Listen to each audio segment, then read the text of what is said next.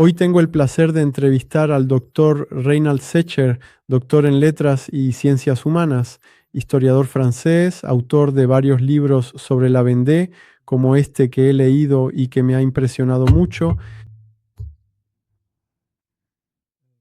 Vendée, del genocidio al memoricidio. Digo impresionado porque descubro todo un aspecto de mi historia como francés, desde al menos 1600 que yo no conocía y que la mayoría de los franceses tampoco conocen. Descubrí hace poco más de un año que una parte de mis orígenes era de la Vendée, con el apellido Mercier. Mi madre se llamaba Mercier. Por eso esta historia me toca aún más. Para el francés promedio, que no necesariamente ha estudiado historia, la Revolución Francesa es una liberación de la monarquía y el establecimiento de la república, con sus nobles valores que son la libertad, la igualdad y la fraternidad. En realidad es algo completamente diferente. Renald Secher, buenos días. Buenos días. Entonces, ¿qué fue realmente, según usted, la Revolución Francesa? ¿Cuál fue su verdadera naturaleza? Sí. La Revolución Francesa es una ruptura.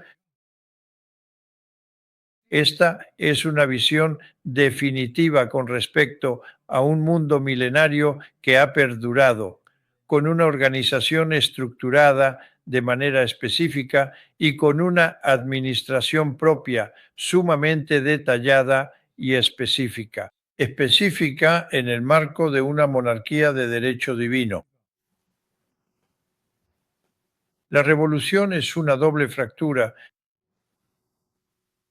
una fractura teológica, ya que esta sociedad del mundo sagrado, que era la monarquía del antiguo régimen, no solo es rechazada, sino que se corta con ella y peor aún, se va a tomar las medidas adecuadas, como siempre ocurre, para eliminarla. Y la segunda cosa es que se asiste a una inversión de cierto número de valores. Tomo, por ejemplo, el caso de los 10 mandamientos y a partir de 1789 estamos en esa inversión. Es decir, lo que antes era positivo se vuelve negativo y lo que antes era negativo se vuelve positivo. Positivo. Se pueden citar muchos ejemplos al respecto. Así que para mí la revolución es eso, es una ruptura definitiva. Porque a partir de la noche del 4 de agosto de 1789, para siempre habrá un antes y un después. Y ambos son absolutamente irreconciliables. ¿Puede decirnos qué provocó esta revolución? ¿Quién estaba detrás de todo esto? ¿Cuál era el objetivo que se perseguía? Bueno, hay varias razones acumulativas. La primera, indiscutiblemente, es la relacionada con la evolución de la monarquía. Con Felipe Augusto hubo una alianza, diría casi indestructible, entre el rey y el pueblo. Y de hecho, la monarquía supo perpetuarse durante varios siglos gracias a esta alianza que fue, repito, indestructible. Sin embargo, a partir de Luis XV y sobre todo a partir de Luis XVI, ya no existirá ese entendimiento. A partir de Luis XVI, y de hecho esto comienza el mismo día de su coronación, ya que varios príncipes de la iglesia, clérigos, intentan persuadirlo a Luis XVI de no dejarse coronar, es decir, que inconscientemente ponen en duda la naturaleza sacramental de la monarquía francesa.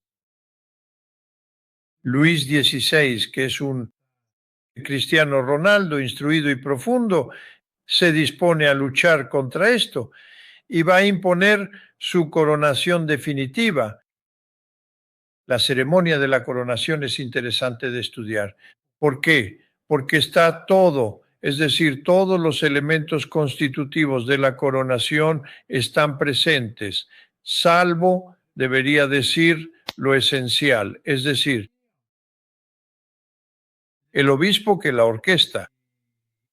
la ceremonia y que desde lo alto del púlpito va a cuestionar esta consagración.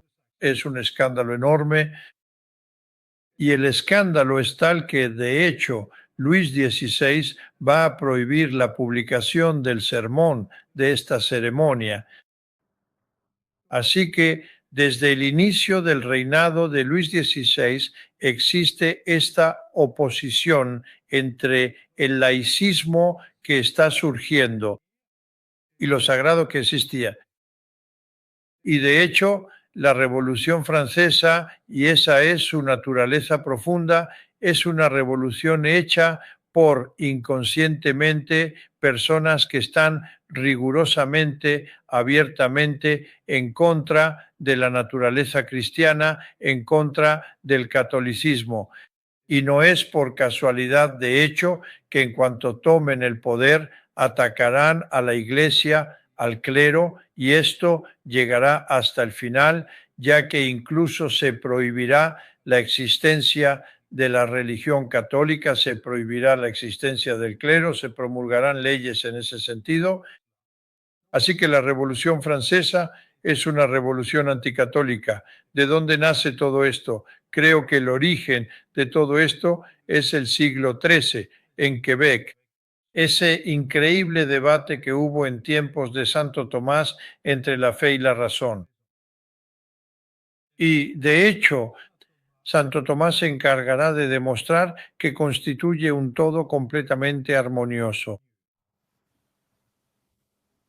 Y de hecho, un cierto número de críticos, discúlpenme el anacronismo, de líderes, de filósofos, van a tomar la postura contraria a esto, diciendo, la fe pertenece al ámbito de lo religioso, la razón al ámbito de lo humano. Esto se traducirá en el Renacimiento en el siglo XVI y luego en el florecimiento de todas estas ideas a través de varios filósofos, siendo los más famosos Rousseau y Voltaire, quienes van a disociar ambas cosas y van a intentar, gracias, imponer como regla, como referencia, el humanismo que sustituye a lo religioso. Y de hecho, la Revolución Francesa es el fruto de este debate. Primero, de esta evolución que la Iglesia tal vez no comprendió bien, tal vez no percibió bien la gravedad del problema y que se va a traducir por este humanismo y la laicización, etcétera.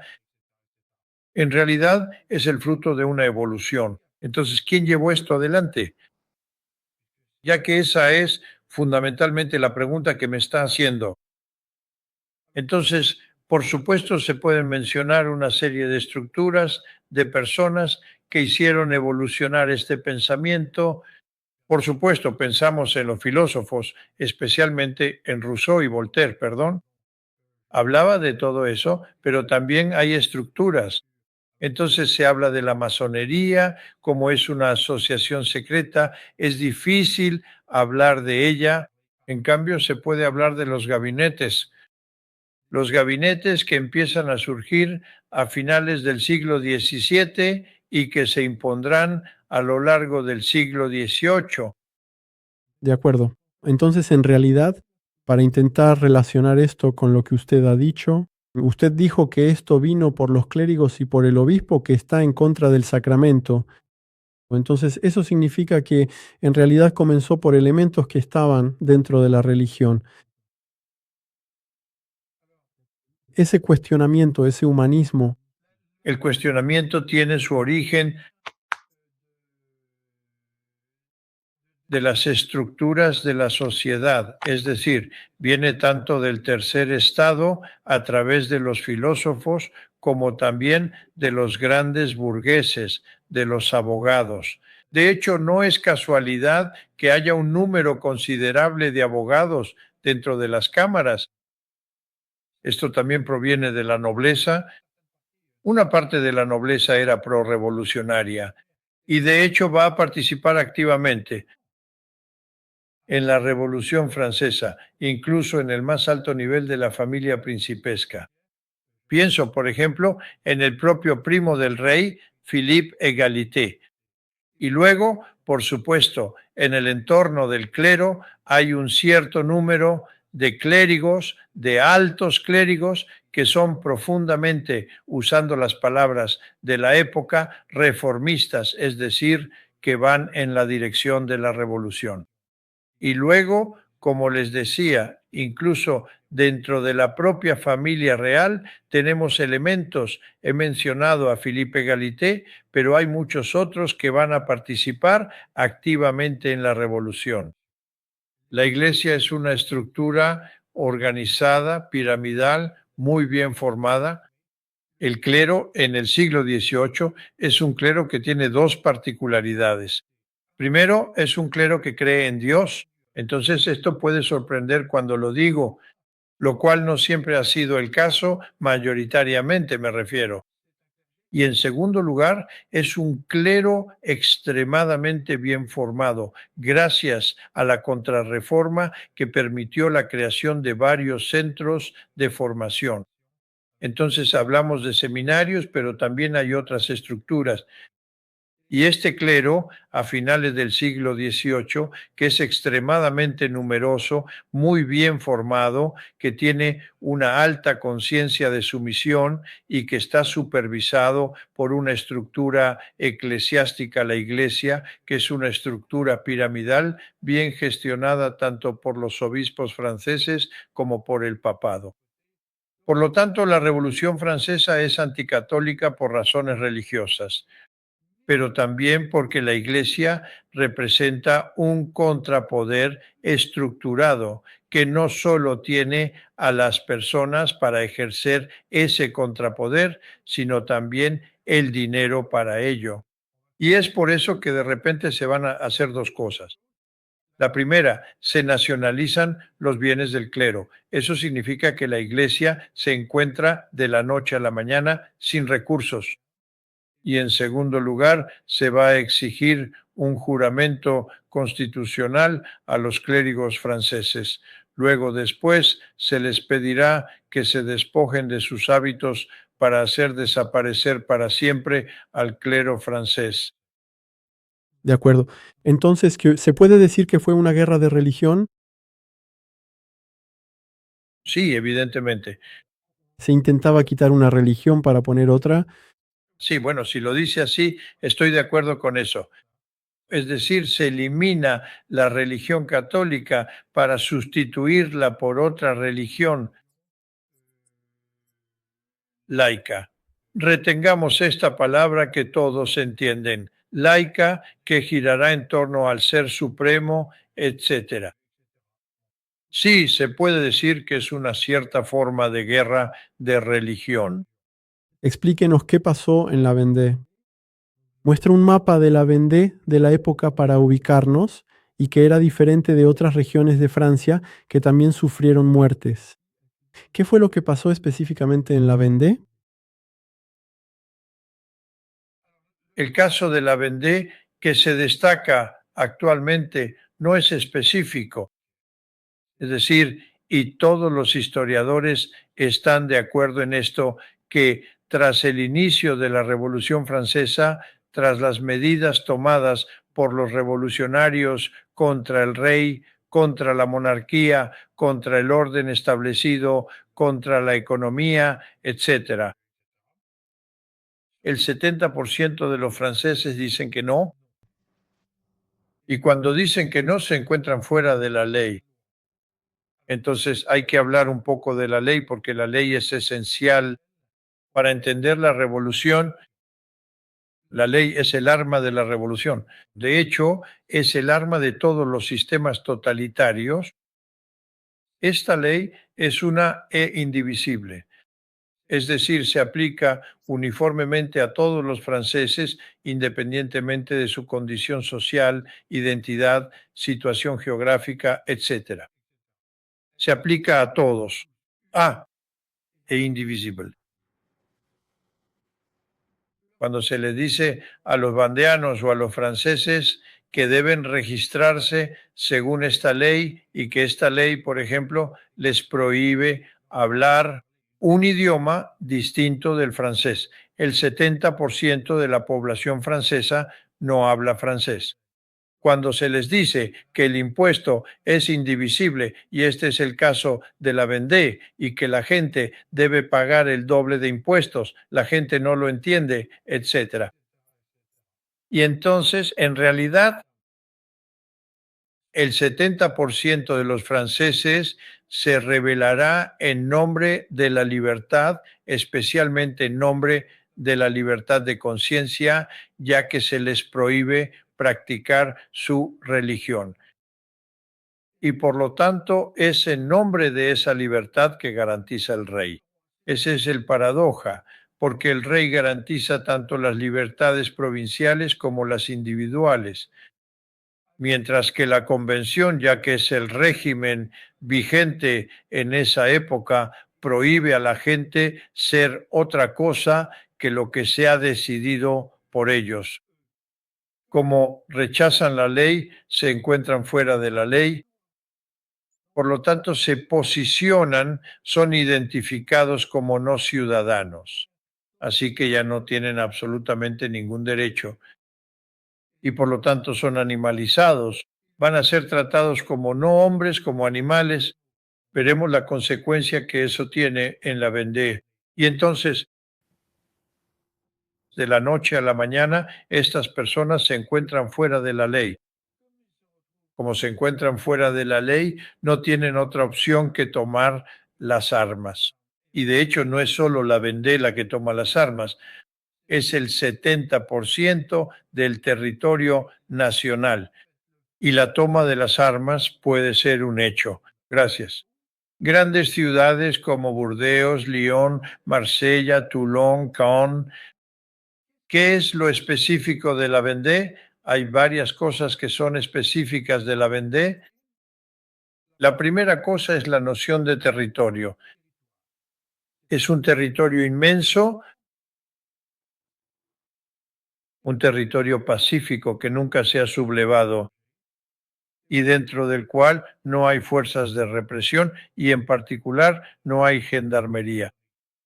Así que no estamos acostumbrados a sublevarnos, por lo tanto no hay gendarmes, lo que no es el caso en varias otras regiones, incluyendo Bretaña en la orilla derecha, ya que los bretones se habían sublevado, por ejemplo, con el asunto de los bonetes rojos y que la monarquía francesa no solo había reprimido ese movimiento, sino que había instalado aquí y allá cuarteles por si acaso. En Vendée, militarmente, nada de eso. Entonces, ¿qué es la Vendée militar? La Vendée militar es una vasta región de 10.000 kilómetros cuadrados que está compuesta por 4 medios departamentos: el sur del Loira Atlántico, el suroeste de Maine y Loira, el noroeste de Deux-Sèvres y el norte de la Vendée. En 1789 se considera que hay aproximadamente 815.000 habitantes, siendo la población francesa de 28 millones de habitantes, por lo que es una demografía importante. Como en todas partes, la población es mayoritariamente rural, un 98%, y mayoritariamente campesina, también un 98%. En Vendée no hay gran nobleza, eso no existe. Hay una pequeña nobleza más bien cercana al pueblo y, en todo caso, que vive prácticamente en las mismas condiciones que el pueblo. Por lo tanto, la insurrección de la Vendée va a sacar esta especificidad de lo que es y, de hecho, por eso cuando se subleva es un movimiento popular y espontáneo. Y no es por casualidad que la escuela en Vendée sea una escuela popular poco costosa, de hecho poco onerosa, porque en realidad es fruto de la población, de una elección de la población, etcétera. Así que un movimiento espontáneo. También es un movimiento rural, por lo tanto, un movimiento de sentido común. Es decir, que una vez que la gente se subleva, lo saben perfectamente, que no pueden hacer frente al primer ejército del mundo que creó Luis XVI, el primer ejército del mundo, pero también la primera marina del mundo, porque Luis XVI, por eso, por un lado, es un genio. Es decir, comprendió que el mundo pertenecía a los ingleses y para poder tener una parte de ese mundo había que ser tan poderoso como los ingleses, es decir, tener una gran marina. Luis XVI va a crear la primera marina del mundo y a tener un gran ejército, un ejército fuerte, dotado de medios modernos, especialmente en armamento. Por eso Luis XVI crea el primer ejército del mundo. Y entonces, como no hay represión, porque no hay ejército a la venta, militares, la gente se organiza en consecuencia y se liberan. De la nobleza, porque la nobleza en realidad no quiere ir, es muy prudente, es muy desconfiada. Y de hecho, todos los nobles que se pusieron al frente de la vendée militar sufrieron la misma historia. No querían ir y solo fueron porque si no lo hacían habrían sido masacrados por los propios vandeanos. Por lo tanto, la vendée no es un movimiento nobiliario, es un movimiento popular y espontáneo cuyo objetivo, que siempre ha sido extremadamente claro para los vandeanos, es derrocar la convención para restablecer en el trono de Francia la monarquía francesa, que les garantiza su libertad fundamental y en particular su libertad de ser. La monarquía bajo el antiguo régimen protege, inconscientemente o no, por cierto, defiende lo mejor posible los intereses de los países conquistados. Y prestan mucha atención, por ejemplo, al idioma, etcétera, ya que en 1789 se considera que el 70% de los franceses no habla francés. Y de hecho es la Revolución Francesa la que va a imponer el francés como lengua nacional, con todas las consecuencias que conocemos a través de la escuela, tal como fue definida en el siglo XIX, etcétera. Entonces, la Vendée no es un movimiento específico como tal, porque hay Vendées por todas partes. Solo es específica porque el levantamiento es obra del tercer estado, es espontáneo. De acuerdo. Entonces, en realidad, llegamos a una situación en la que la convención es más totalitaria que la monarquía que estaba en el poder, totalitaria en el sentido de las libertades. Sí, eso es cierto. Desde el principio, la convención es totalitaria. Es decir, la convención es la expresión de esta idea de crear al hombre nuevo. Este hombre nuevo debe estar totalmente desarraigado, desvinculado del antiguo orden. Y de hecho su única dimensión es el presente y el futuro. Es lo contrario de la monarquía, que por su parte forma un todo con el pasado. Así que aquí existe esa voluntad de crear al hombre nuevo y desarraigado. Y el terror, más allá de la formación del personal, tiene un segundo objetivo, que es, como su nombre lo indica, aterrorizar, destrozar. Es decir, que aquel que está en contra del sistema debe entender en el momento preciso que si está en contra del sistema será eliminado y se tomarán las medidas adecuadas para eliminarlo. Así que eso es el terror. De acuerdo. Entonces, gran parte de Francia estaba en contra, el 70% dijiste. Así pues, la característica específica de la Vendée era que no había medios para reprimir esto. No, no hay ningún elemento que permita imprimir a los vendens por una razón muy clásica que os he explicado antes, y es que la Vendée no es una región conflictiva. Y como no lo es, son personas pacíficas. De hecho, es como Joaquín Dubellé, ya saben, el gran poeta del Renacimiento. Lo cierto es que en realidad es una región extremadamente pacífica y muy tranquila, que jamás en su historia ha tenido la necesidad de ser reprimida. Y de hecho, por eso la violencia de la revolución los impactó mucho, los conmocionó y al mismo tiempo los convenció de que para salvar su tranquilidad era necesario tomar las armas. La Vendée-Mitterre es una región muy específica, a la vez al margen de Francia, pero al mismo tiempo perfectamente integrada a Francia siempre y cuando Francia respete lo que ella es. Entonces, pues la Vendée, los campesinos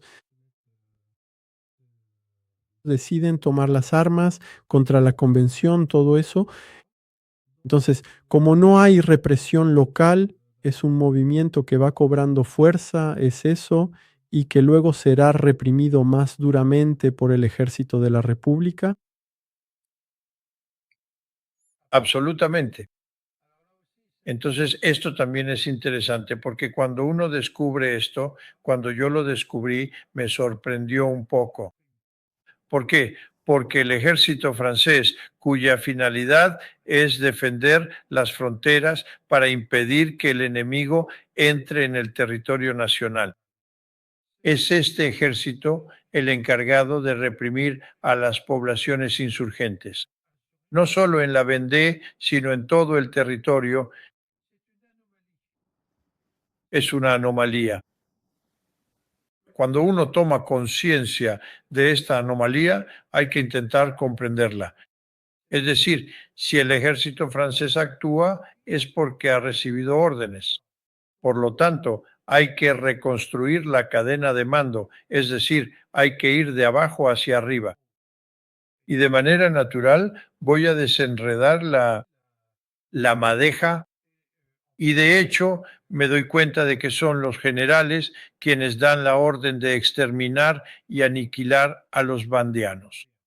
Pero por encima de los generales, ¿qué hay? Está el jefe del Estado Mayor. Este jefe del Estado Mayor es nombrado por el ministro de la Guerra con misiones específicas. Entonces la pregunta es, ¿el ministro hace esto por iniciativa propia o él mismo obedece? Y voy a descubrir que en efecto obedece y sobre todo y exclusivamente además a un órgano muy específico que se llama el Comité de Salvación Pública. ¿Y qué es el Comité de Salvación Pública? El Comité de Salvación Pública es una agrupación de 12 diputados provenientes de la Asamblea Nacional que se llama la Convención. La convención, es decir, la asamblea elige a 12 diputados que van a formar el Comité de Salvación Pública y que de hecho serán los jefes, los líderes del gobierno. Son ellos quienes van a idear la política que será votada por la convención. Entonces me dirán, pero usted lleva la lógica muy lejos. Sí, por supuesto que llevo la lógica muy lejos porque he encontrado los documentos. Tomo un documento concreto, es decir, que la represión en la Vendée y el aniquilamiento de la Vendée son el resultado de una medida legal, ya que hubo 3 leyes. Hablaremos de ello en un momento. ¿Quién redacta esas leyes? Hasta mis investigaciones, hasta 1811, los historiadores, especialmente los historiadores marxistas, explicaban que era la convención la que redactaba y votaba esas leyes, excepto que yo encontré los documentos originales y he demostrado que esas leyes fueron redactadas por el Comité de Salvación Pública, propuestas por él y votadas por la Asamblea Nacional. Y no se cambia ni una sola palabra, no se cambia ni una sola puntuación. Es decir, que lo que escribió el Comité de Salvación Pública fue reproducido en la ley y votado unánimemente sin ninguna restricción por los miembros de la Asamblea Nacional. El 26 de julio de 1793, como pueden ver, todo esto es muy preciso, el Comité de Salvación Pública, con Robespierre al mando, decide en conciencia compartida, es decir, que todos están de acuerdo en erradicar de la superficie de Francia la Vendée militar. Y para ello se van a tomar a grandes rasgos dos grandes medidas. La primera medida respecto a la población. Se va a diezmar la población, arrancando especialmente a las mujeres, los niños y los ancianos, que serán deportados, y en general al resto del ejército. Nos damos cuenta de que cuanto más matamos, menos la gente se deja someter, más resisten. Así que vamos a votar una enmienda el 1 de octubre de 1793 que dice, en realidad, pues bien, matamos a todos, ya no seleccionamos mujeres, ancianos y niños, matamos a todos. Tercera ley, se decide sustituir a la población existente por una nueva población. Es la ley del 7-8 de noviembre de 1793. Es decir, se considera que los vandeanos son malos franceses, se les elimina y se va a introducir en la Vendée militar una nueva población que será de buen pensamiento, que pensará lo que se debe pensar, etc. Sin embargo, nos damos cuenta de que las cosas no suceden como se esperaba. Es decir, que la población va a tomar las medidas adecuadas para defenderse, para oponerse, etc. Y entonces se va a planificar la exterminación y el aniquilamiento. Y para ello se van a establecer 4 planes de exterminio y aniquilación. El primer plan data del 26 de julio de 1793. Es un plan sumamente preciso. El Loira en esa época era infranqueable, así que se van a colocar en el Loira una serie de barcos, 41 en total, que impiden la conexión norte-sur y sur-norte del río. En el océano se colocan algunos barcos y al este y al sur se envía al ejército, cuya misión será doble: matar, empujar, matar a las personas que se encuentran y empujarlas hacia los lugares donde se las va a ahogar, es decir, el Loira y el Océano Atlántico. Este plan fracasa porque cuanto más se mata, más se rebelan las personas. Por lo tanto, se va a implementar un segundo plan que data del 11 de noviembre de 1793. Las personas que cruzaron el Loira en el marco de la Virée de Galerne y que se encuentran en la orilla derecha del Loira. Y ahí es muy sencillo, se controla bien la situación. Se han encontrado todos los documentos de oficiales superiores, políticos, etc. El ejército se encuentra con estas personas, se mata a todos y se acaba. El tercer plan es el plan del general Turreau. Es un plan que data del 21 al 24 de enero de 1794. Es un plan muy sencillo. Se retoman las soluciones anteriores, es decir, en el Loira y en el Océano Atlántico están los barcos, los artilleros que impiden toda relación entre las dos orillas norte-sur y que impiden que la gente tome barcos y huya por el océano. Y en segundo lugar, se pone en marcha lo que se llama las columnas infernales, reforzadas por el Comité de Subsistencia. Entonces, las columnas infernales son una suma de columnas, 23. A menudo se habla de 12, porque en realidad trabajan en pareja, cuyo objetivo es explícitamente matar, masacrar, masacrar, matar. Es decir, que en cuanto se encuentra un Vendehén hay que eliminarlos. Y además se especifica claramente, preferentemente las mujeres y los niños, porque representan la venganza futura, y por supuesto los ancianos. ¿Cómo los matan? En realidad, yo hice una distinción entre dos grandes periodos. El primer periodo, que va desde el 26 de julio de 1793 aproximadamente hasta el mes de noviembre de 1793. Allí se decide utilizar la ciencia al servicio de un sistema mortífero a gran escala. Y se van a retener tres grandes elementos. Primer elemento, el gas, es decir, que se va a gasear a la población. Un diputado en París que se llama Fourcroy, quien es un gran químico, tiene la idea de crear un gas soporífero, ese es el nombre que se le da, y que va a asfixiar y matar a la gente. Aparentemente él no encontró la solución, en cambio otros lo intentarán. Y pienso, por ejemplo, en un químico de Angers llamado Proust, que va a hacer pruebas con ovejas en el puente de Sey. Y la conclusión la tenemos. Ni las ovejas ni los convencionales presentes se vieron afectados, así que fracaso para el gas. Segundo método, la mina antipersonal, es decir, se colocan minas aquí y allá en el territorio y luego los bandianos las pisan. El problema de hoy es el mismo que ayer, es decir, no se ha creado la mina inteligente, es decir, aquella que explota bajo el enemigo. Y además no tenemos el ordenador, etcétera. Por eso, en realidad, esta solución se va a abandonar muy rápidamente. Y tercero, la segunda solución que se utilizó fue el envenenamiento a gran escala, especialmente con arsénico. Y ahí también se va a abandonar porque es demasiado difícil de gestionar.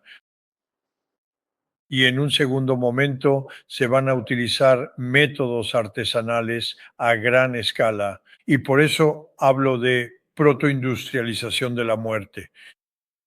Y se van a utilizar en términos generales 6 grandes métodos. El primer método es la decapitación. Evidentemente, cuando hablamos de decapitación, pensamos inmediatamente en la guillotina, pero no es solo la guillotina la que cumple esa función. También son todas las armas cortantes, el cuchillo, el machete, la espada, el sable, etc. El segundo método es lo que se llama el sableado. Es decir, se pone a la gente en fila india y a golpes de sable o de lanza se les mata. En tercer lugar, el aplastamiento de cráneos a golpes de culata, de bastón, etc. Cuarto método, el fuego, es decir, se encierra a las personas en lugares cerrados y se les prende fuego. Tenemos varios ejemplos muy precisos, me quedaré con dos. Del pequeño Luxur-Boulogne y la capilla de la Chapelle-Basse-Mer, que ha sido restaurada, que de hecho se puede visitar y que se ha convertido en un memorial. Así que en la Chapelle-Basse-Mer se quemaron 74 personas.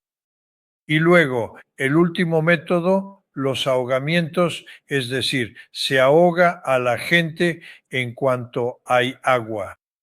Ahogan ya sea en un pozo, un arroyo, una bahía, etcétera. Si hay agua, se ahoga. Y no fue solamente el general Carrier quien actuó de esa manera, pues también hubo varios otros generales involucrados. Ahora mismo puedo pensar específicamente en Frank Castel y en Pranger, pero existieron muchos otros líderes destacados diputados influyentes, etcétera, que también participaron.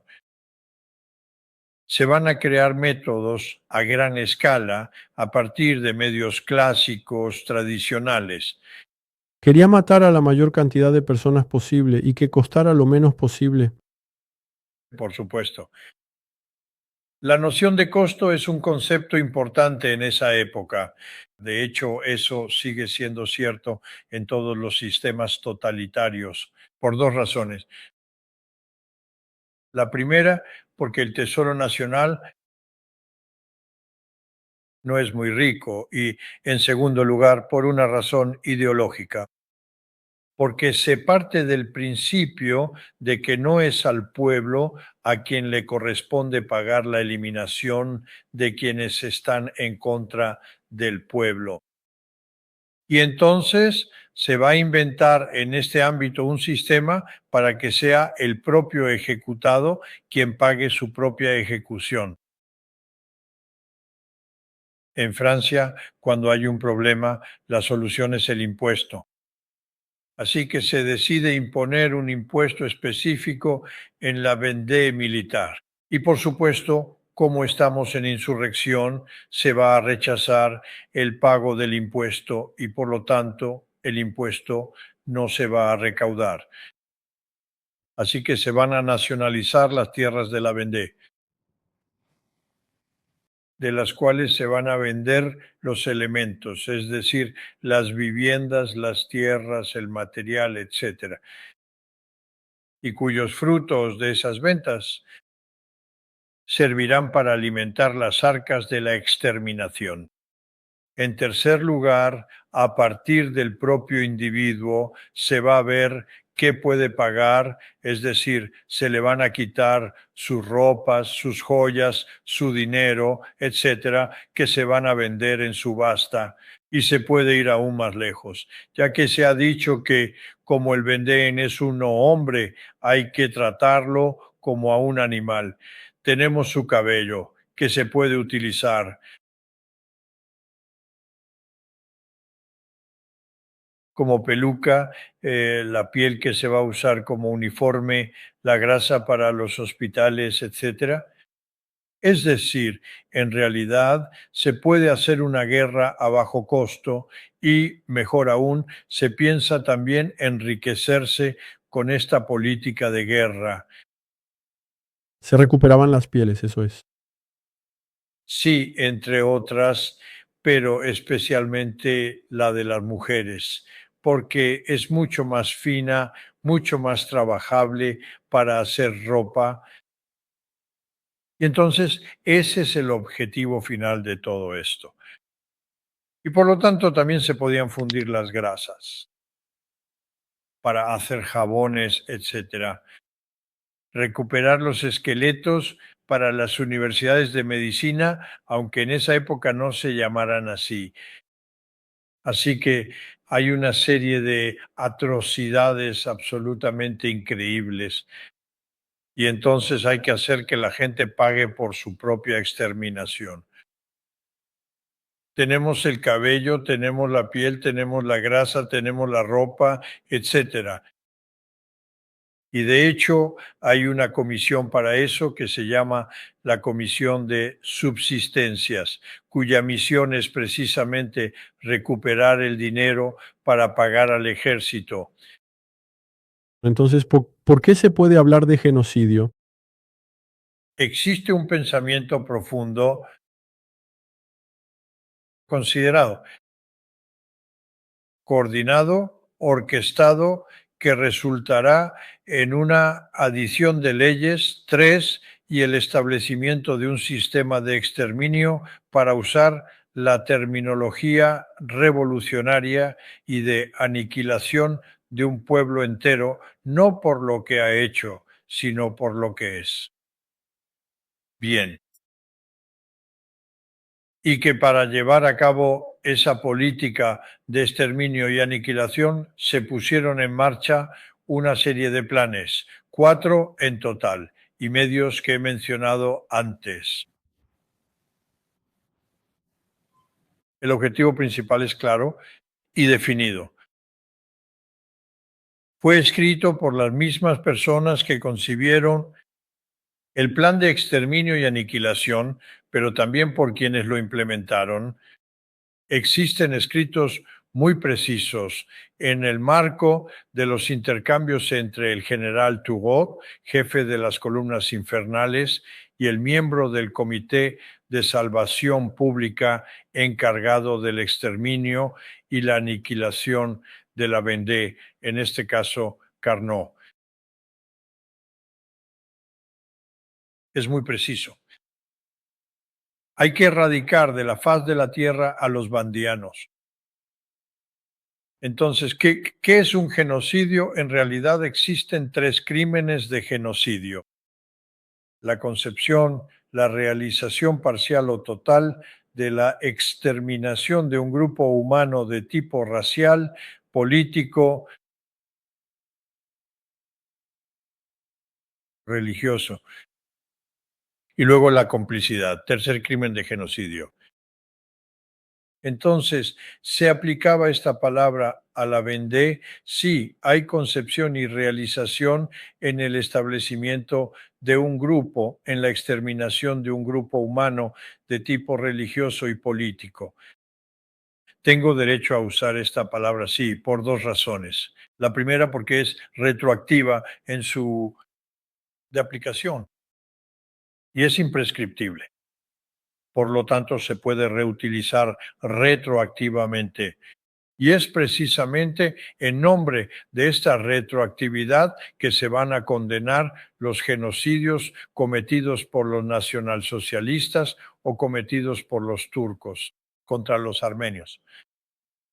En su mayoría, los historiadores franceses están de acuerdo conmigo. Y lo mismo ocurre con los juristas, ya que el delegado del gobierno ante los tribunales internacionales para los crímenes de guerra, Jacques Villemin, redactó, escribió y publicó un libro para denunciar precisamente el crimen de genocidio cometido contra los vandeanos. Por lo tanto, se trata efectivamente de un crimen de genocidio que es legal, y eso es fascinante porque se votaron leyes de exterminio y aniquilamiento derogadas. Es decir, que actualmente si uno mata a un vandeano diciendo conforme a la ley de 1793 te mato, sería interesante ver la reacción de los tribunales ante ese juicio, porque él está completamente dentro de la legalidad, ya que no ha sido derogada. Entonces, por qué molesta tanto cuando se menciona la palabra genocidio en relación con la Vendée, el genocidio de la Vendée? Sin embargo, eso molesta mucho. Así que, en términos generales, eso incomoda al pueblo de Francia, porque ha convertido en héroes a los grandes protagonistas de la Revolución Francesa, y la Revolución Francesa se ha convertido en un mito transmitido por los medios de comunicación, la educación nacional, etcétera. Luego, en segundo lugar, incomoda a cierto número de pensadores políticos que son fundamentalmente robespierristas en Francia, a partir de 1789. Ese es el problema con respecto a la Vendée. Y entonces, mientras no se deroguen esas leyes, no se podrá hablar serenamente de la Vendée. Entonces, ¿ha encontrado usted dificultades o persecuciones cuando quiso hablar de este tema? Bueno, es una pregunta complicada de responder. A nivel de investigación, no, absolutamente ninguna. Los directores de los centros de archivos, cuando vieron que yo abordaba este tema, me dieron ciertas facilidades, ya que saben que normalmente solo se pueden consultar 5 documentos por día y por persona. Y no estuve sometido a esas reglas en los centros de archivos que consulté ya fuera. Los archivos militares, los archivos departamentales, municipales, etcétera. Al contrario, como investigador, realmente me facilitaron la tarea Donde tuve dificultades fue una semana antes de la defensa de mi tesis. En esa época siempre recuerdo que no teníamos ordenador. Las tesis se escribían a máquina y por lo tanto no teníamos la memoria del ordenador. Una semana antes entraron a robar en mi apartamento y estuve realmente a punto de perder por completo todo el valioso fruto de mi arduo trabajo. De hecho, casi no pude defender mi tesis.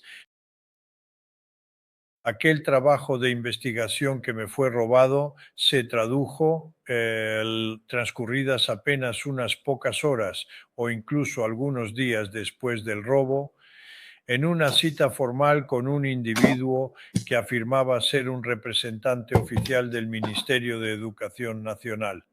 Esta persona me ofrecía una considerable suma de dinero en efectivo y un puesto permanente en la universidad, con la única condición de que no defendiera esa tesis doctoral, por dos razones.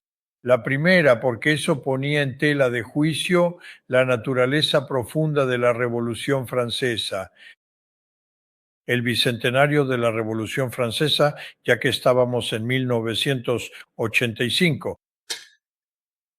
No acepté esa propuesta y defendí mi tesis. Y de hecho, el primer año después de la defensa no tuve problemas, no hubo ningún inconveniente, etcétera. Mis problemas comenzaron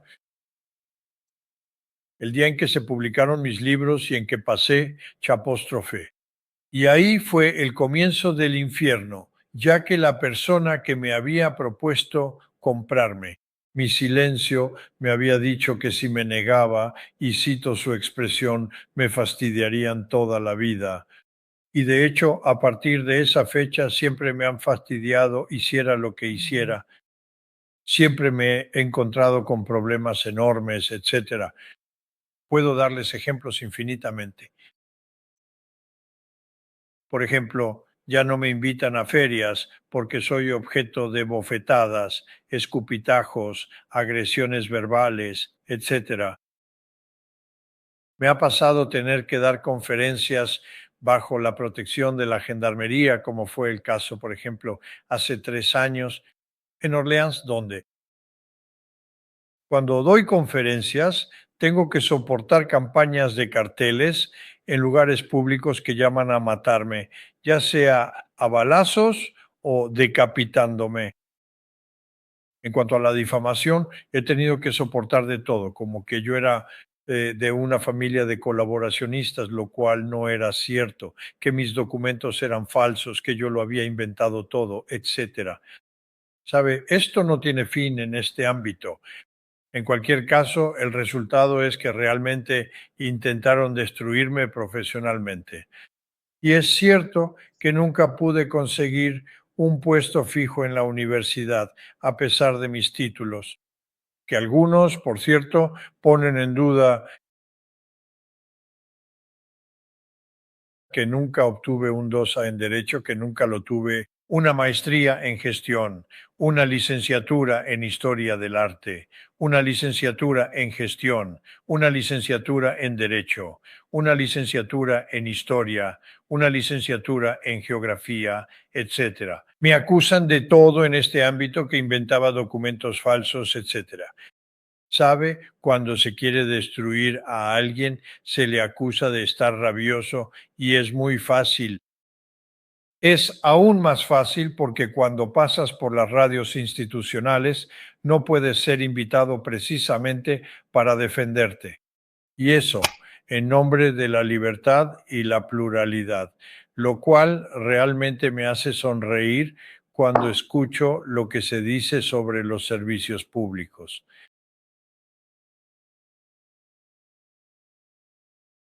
Y usted lo ha señalado, ya ha pasado bastante tiempo ahora, y es increíble que todavía tenga tanta oposición. Este genocidio sirvió para evitar otros.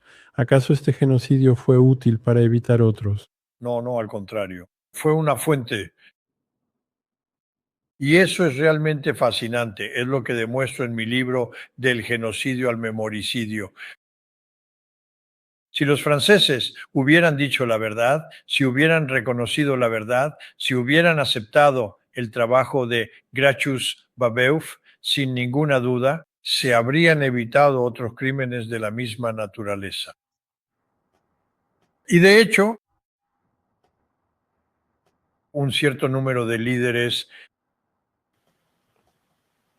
de naturaleza totalitaria, pienso en Talat Pacha, pienso en a Lenin, Stalin, Hitler, etcétera, se basaron en la Vendée para exterminar a las personas que ideológicamente debían ser exterminadas, es decir, aquellos que eran reacios respecto a su política o simplemente desconfiados.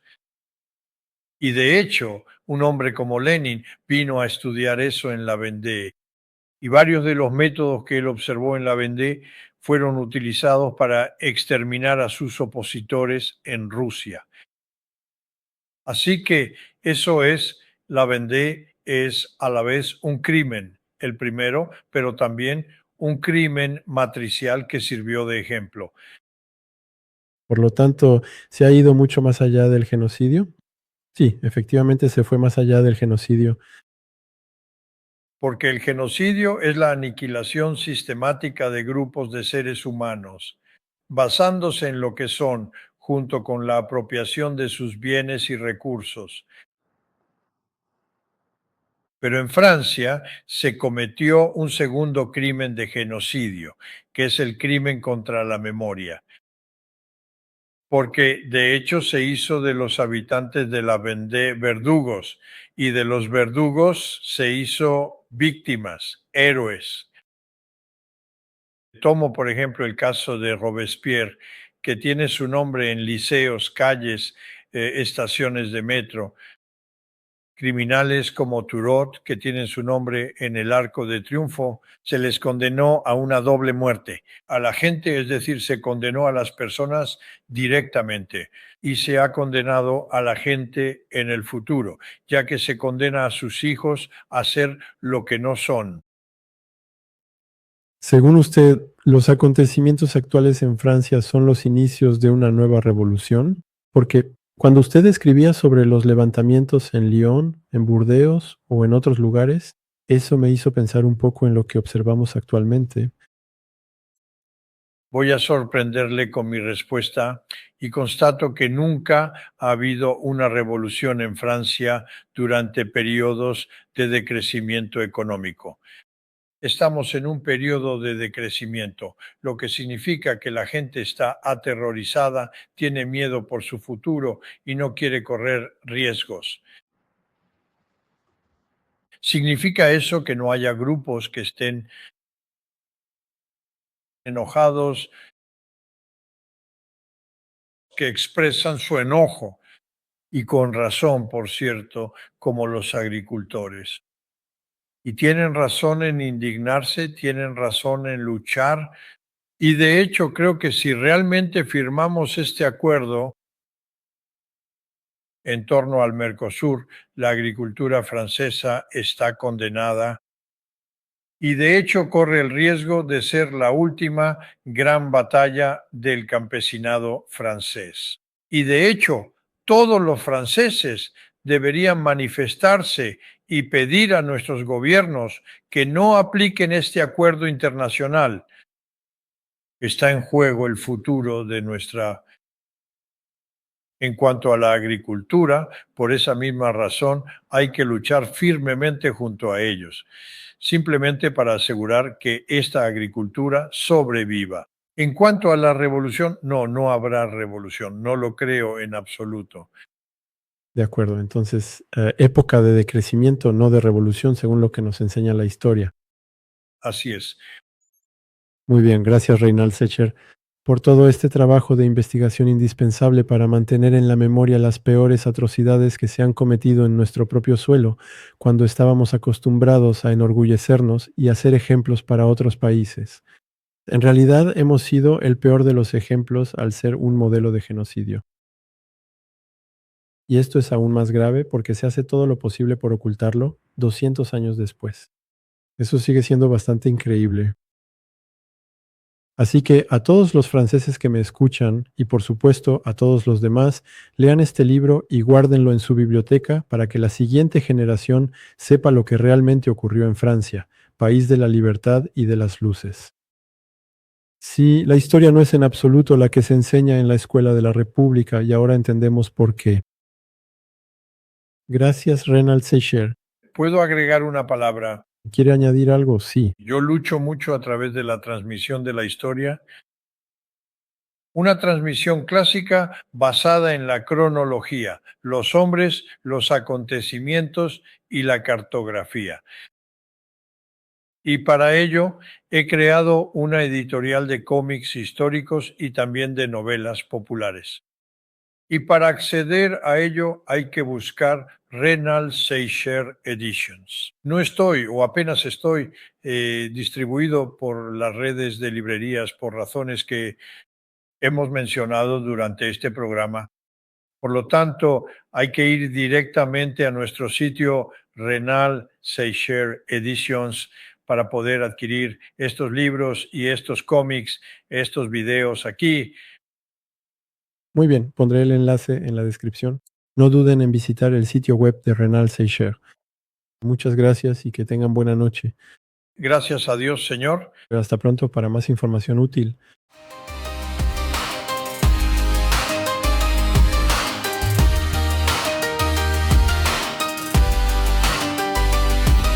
They stole our breath, they stole the open sky, said it's for your